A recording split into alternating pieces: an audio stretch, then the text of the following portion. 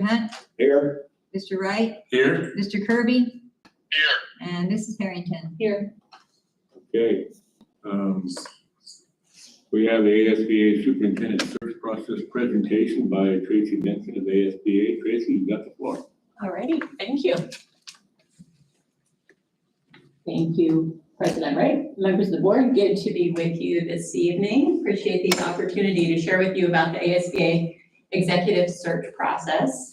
I'm going to take you through a presentation tonight that will hopefully amplify the search proposal that I provided earlier, and hopefully you all have seen that and taken a look at that.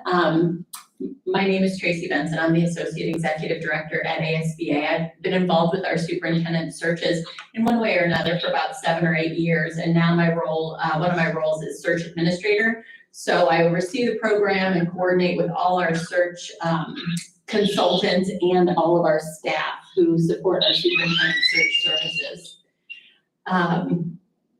This evening, I'd just like to give you an overview of the process. You see all the items that I'll go through up here on the screen, everything from the timeline through the entire search process and the variety of services we provide to support that, to the transition plan, which is what goes into place after you select your new superintendent. So the ASBA superintendent search process really has 7 phases.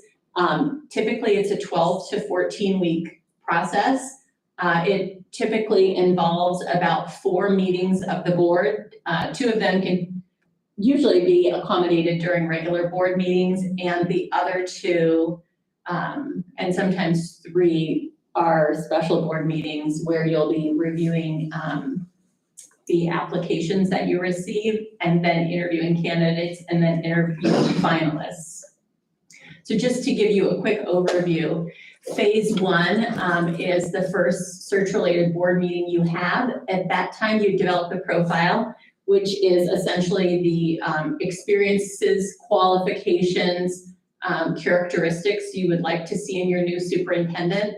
We'll walk through a timeline with you that would encompass the variety of meetings that are required as part of the process. We'll talk with you about the different opportunities for community engagement, and I'll be a little bit more specific about that in a moment. Phase 2 then, once we get that situated, is really posting the position and starting to actively recruit. And then also doing what we call discovery. And the discovery phase really has to do with myself or one of our consultants speaking with each one of you individually to find out what your priorities are in terms of the qualifications and characteristics of your new superintendent, and also gaining community input on that, whether it's through our research-based community survey or community input sessions. We use that information gleaned during the discovery phase to develop what we call a leadership profile. And with that leadership profile, we develop a criterion and variety of tools for you to use to screen applicants. So you'd be looking at not only those qualifications that you identify at the very beginning of phase 1 for the job posting, but then those additional elements of input from yourselves as well as your community in terms of what they'd like to see in the candidate. Phase 3, the applications have closed, and now it's time for you to screen the applicants. Again, that's where the information from the discovery phase comes into play, and that leadership profile. Phase 4, once you look through all of the applicants, you'll decide who you want to bring in for those first round interviews. The board then, with the consultants, interviews those candidates. We'll work with you to identify the themes for the interview questions that you'll be asking the candidates based on your priorities for the position. Then phase 5, of course, is winnowing that down for the candidates and selecting your finalists. And then interviewing those finalists. There's an opportunity for community involvement in that phase as well, and I'll share more about that with you in a moment. Phase 6, of course, is you've identified who your your desired new superintendent is, and at that point, the board, enter into contract negotiations along with your legal counsel with that individual. And then phase 7 is one of the most important phases of the process, and that's the transition. And that's really about introducing your new superintendent to the community, and then also laying a strong foundation of collaboration and common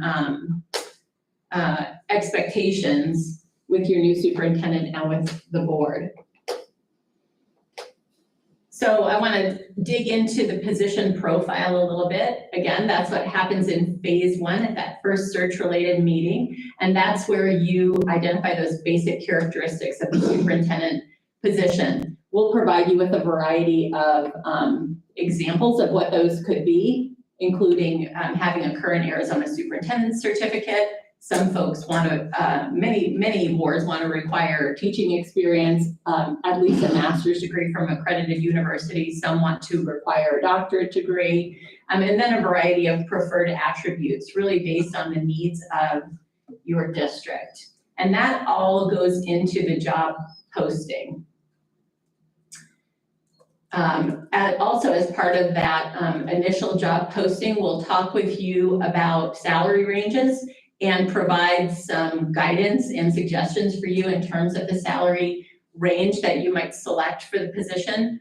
We base our recommendations off of the statewide annual superintendent salary survey that we conduct with superintendents from all around Arizona. And we will look at like size, like located districts to provide comps so that you can identify a salary that is relevant and also competitive, because it is a competitive market for superintendents at this time. Once we get that position finalized, the position announcement finalized, we post it and we open our online application system. We use a system called Frontline, which is the industry standard within the education space for online application platforms, and we start advertising and recruiting. We have a very strong, as you might imagine, statewide network of not only professional organizations, but individuals, as well as statewide networks that we utilize to get the word out on the positions that are open. And so we would utilize all of those to advertise and begin recruiting folks for your new superintendent position. As I mentioned, going concurrently with that application process is an opportunity for community participation as part of that discovery process. So while those applications are open, we will be contacting each and every one of you, board members, and asking you, as I said, what you'd like to see in the new superintendent. At that during this same time period, you also have an opportunity to have what we call community input sessions, where you can invite the entire community. You can invite staff as well. You could do a community forum and a staff forum. And essentially, the ASBA staff runs these community input sessions, and we ask for questions. We ask folks what they think is going very well and they'd like to see continue. We ask them what they think some of the challenges are that the new superintendent will need to address. We ask them what characteristics they'd like to see in a new superintendent, and we also ask them what they would like you as a board to consider, any other additional factors they'd like you to consider as you're making that important selection and decision. So that's during that discovery phase while the position is open. And as I said, the information that's gleaned during that period goes into developing this leadership profile that we will help you use to screen applicants and develop interview questions. Another opportunity for community involvement is later in the process. Once you've identified who your finalists are, there's an opportunity to do a community finalist forum. Typically, we do that on the very same day that the finalists do their interviews. So the finalists would interview with you, then they would come out of the interviews and there would be a community forum, at which time members of the community can submit questions to ASBA staff who will be leading that forum. And it gives you a chance to see the finalists sort of on the spot, right? Answering questions and how they will perform in a public setting like this. It also gives the community an opportunity to meet those finalists, and we provide a chance for them to submit comment cards after they have had a chance to hear the finalists speak. Once the community finals forum is done, then you, the board, go back into executive session, and based on your interviews and community input, if you decide to do that, you will have your deliberations, and at that time, select hopefully the person who is going to be your next superintendent. I've already talked about this a little bit, screening applicants. Something I want to reiterate is that your ASBA search consultant is at your side the whole time during the screening of applicants and the interviewing of candidates, really to support you throughout the process. Something else I want to point out about screening of applications is that one thing that sets us apart from other search firms is that we absolutely believe this is the governing board's decision. We believe in transparency of the process, and so we ensure that you see every single application that is completed and meets the qualifications and is submitted.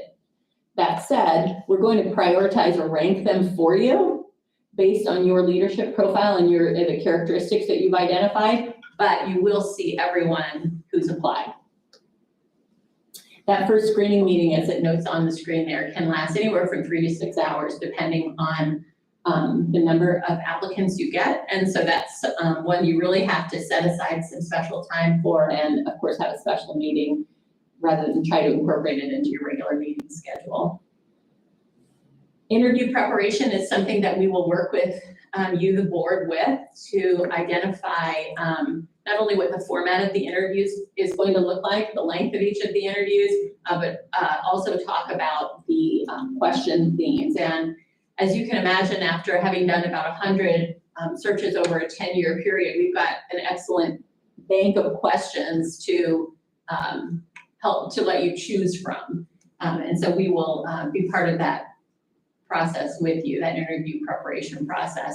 Likewise, with the candidate interviews, once you've identified who your first round of candidates are, we do the work of notifying the candidates of the interview schedule, arranging for the interviews, and as I said, being with you in executive session when you are interviewing those candidates. We recommend a 2-interview process. It's very rare that we see a board who can make its final decision after just 1 interview with a candidate. So in the timeline that I presented to you in the proposal, you'll see that it's a 2-interview process. As far as decision-making goes, just as I reiterated that we believe it's a very transparent process and you, the board, need to see every applicant. I also want to reiterate right now that this is your decision. It's probably one of the most important decisions you'll make as a board. And that while we're there with you, our job is not to influence you or suggest who you should choose, but really to present all the candidates to you, and to some extent help keep you on track with the qualifications and the leadership profile that you have identified.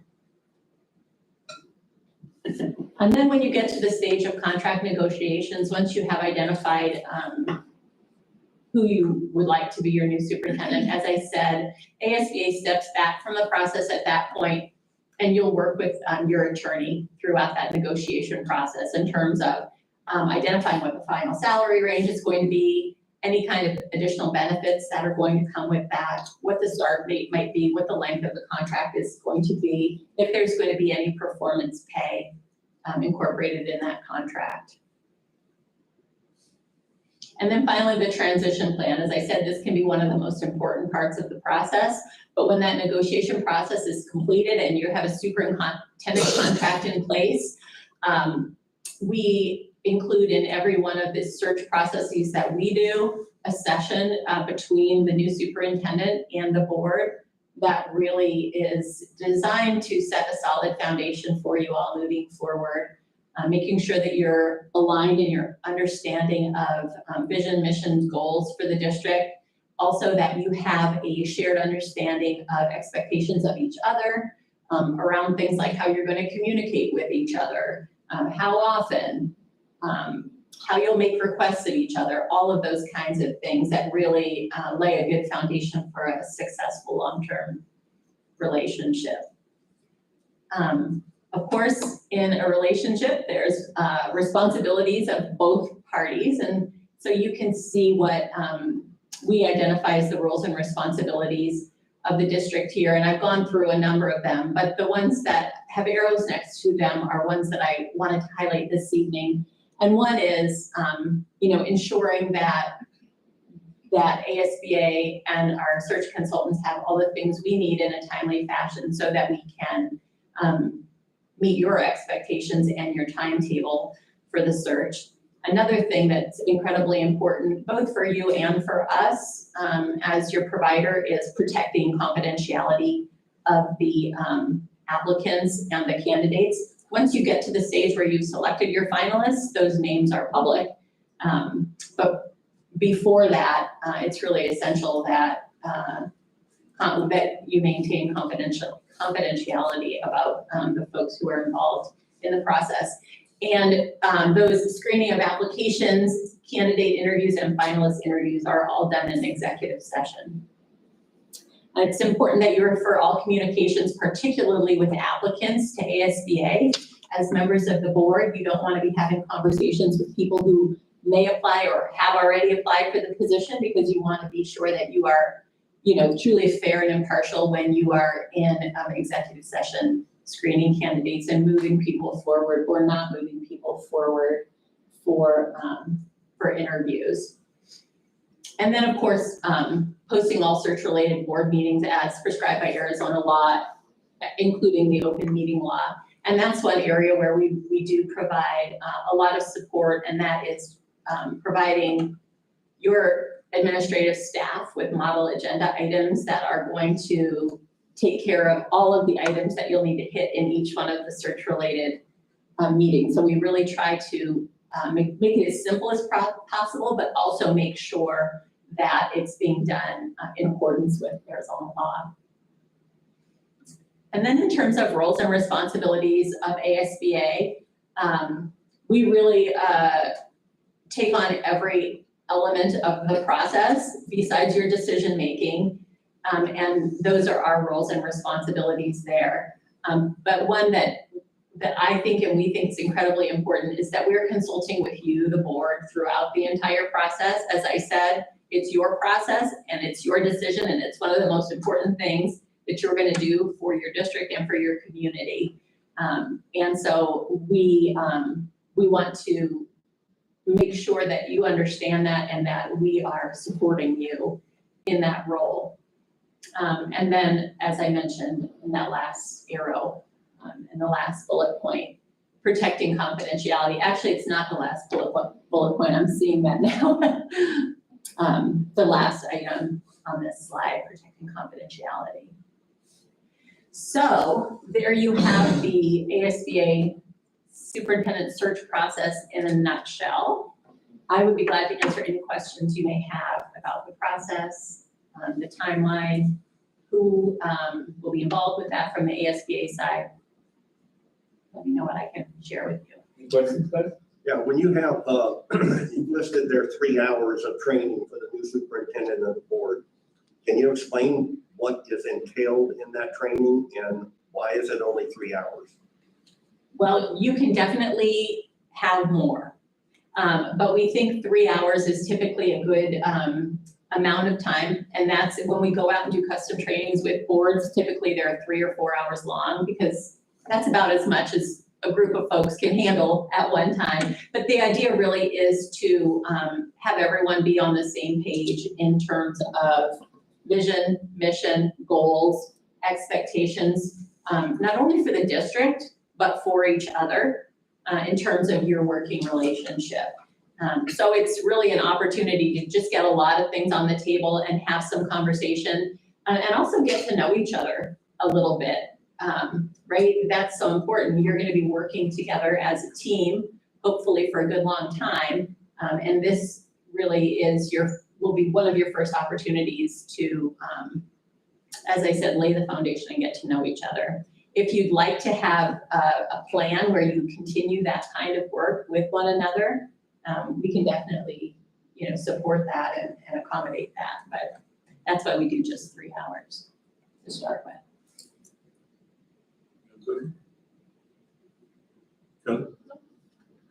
What, Actually been through this process before, so yeah, I remember. so given our situation right now, and if we press the go button, what does our timeline look like, and what does our outlook look like for a successful search for this period? I mean, let's assume that we want to do a regional search of some kind. So walk us through, what are our possibilities? How good of a chance, what kind of a pool, what good of a chance do we have? Well, I took some time this afternoon and put some dates on the timeline that's in the search proposal for you. And we would, if you had a meeting next week where you identified that job posting, the qualifications, and we put some further dates on this timeline, I think that you could be doing interviews for a superintendent by the last week in April. That said, you are just a squidge, and by that I mean like a week or maybe 10 days past what I would say the sweet spot is, but that's not much past the sweet spot. And I think that there are plenty of people in Arizona who are looking for an opportunity to demonstrate their leadership. I mean, we have dozens and dozens of folks who are contacting us regularly about superintendent positions. So there are people out there who are interested in positions like this. And I think that you could have a successful search, but you would need to start it right away.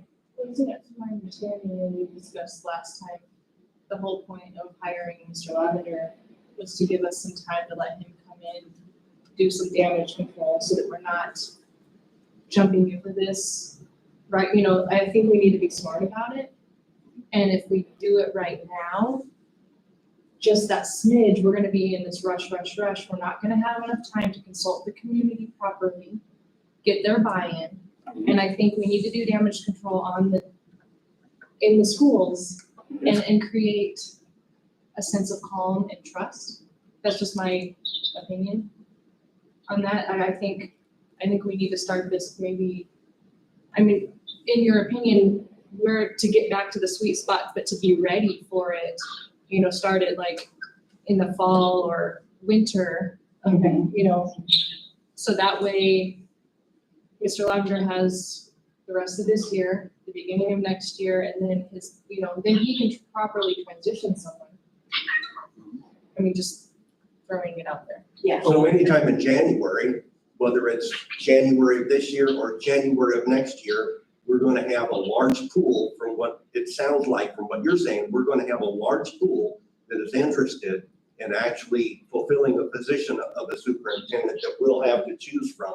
So we don't have to be in a rush to make a decision in relationship of when to have you start that process. Right.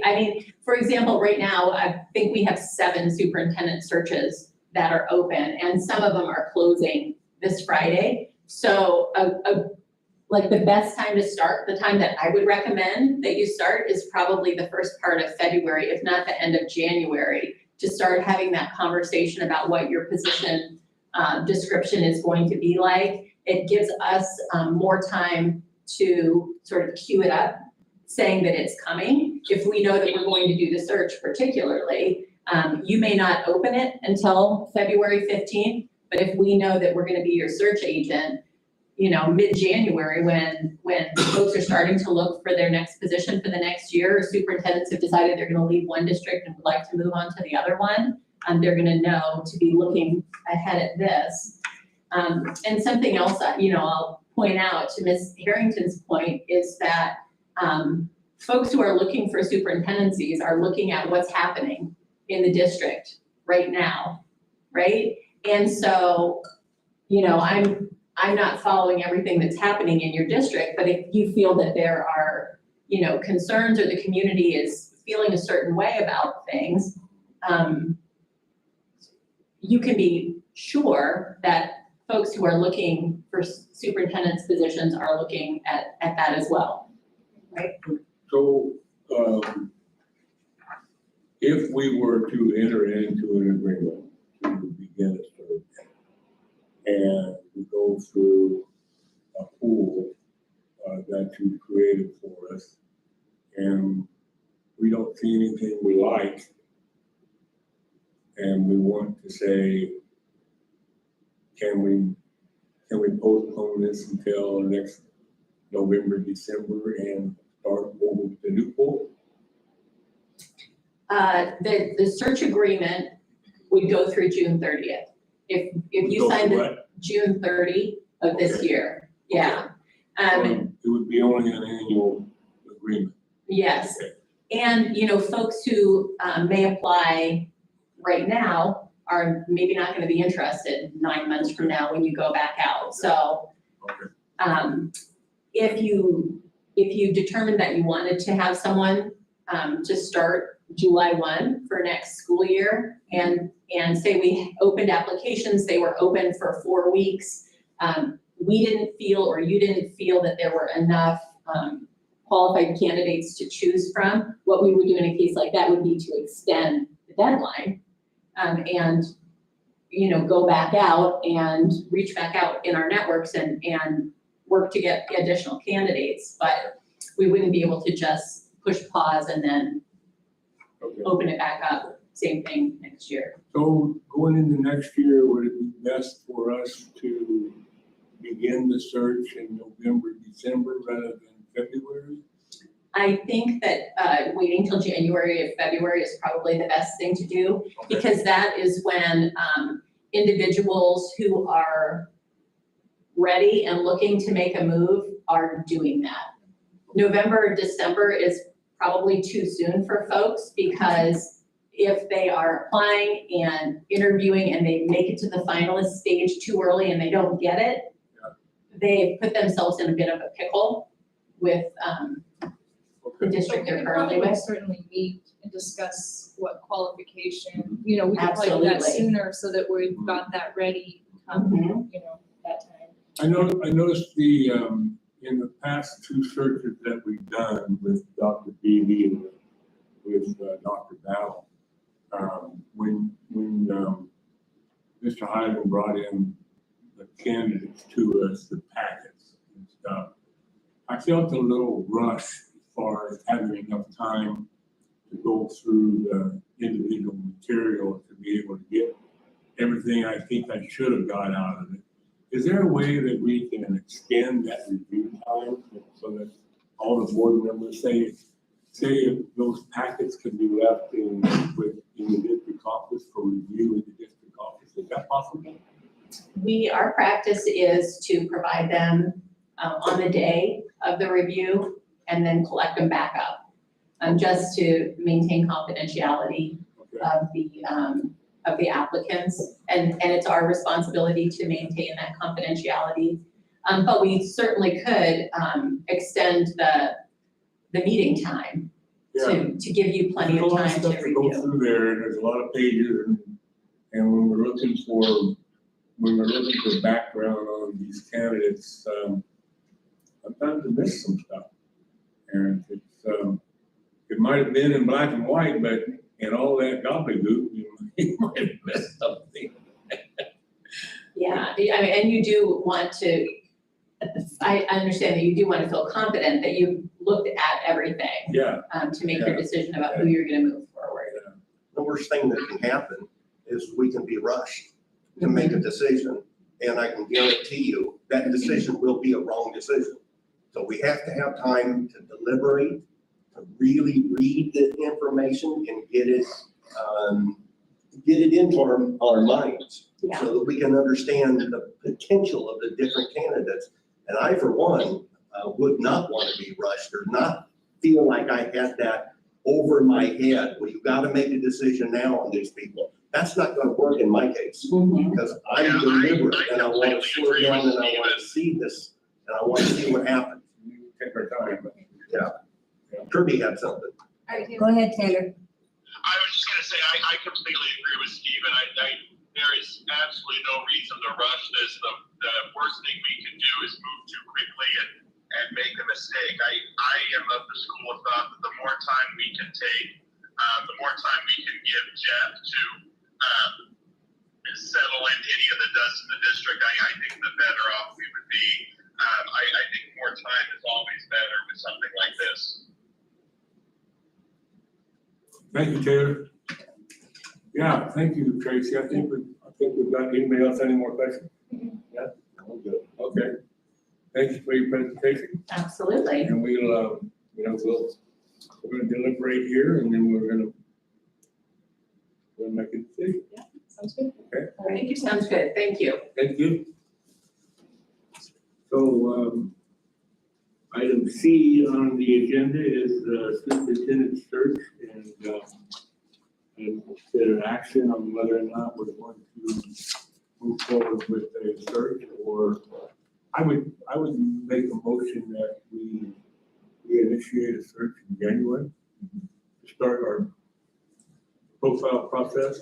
We're already gonna be doing that, but I think that if somebody wants to make a motion to that effect. I'll make a motion to start the search in January of 2024. I'll second that.